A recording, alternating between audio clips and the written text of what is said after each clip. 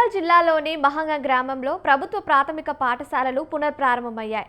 కొత్త విద్యా సంవత్సరం ప్రారంభం సందర్భంగా పాఠశాలలకు తొలిసారిగా వచ్చిన చిన్నారులకు ఉపాధ్యాయులు, విద్యాశాఖ సిబ్బంది ఘనంగా స్వాగతం పలికారు.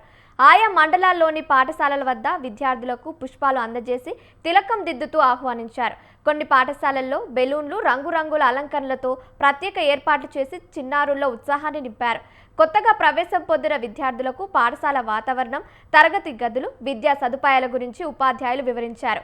ఈ సందర్భంగా విద్యార్థులు క్రమం తప్పకుండా పాఠశాలకు హాజరై విద్యాభ్యాసంలో రాణించాలన్నారు.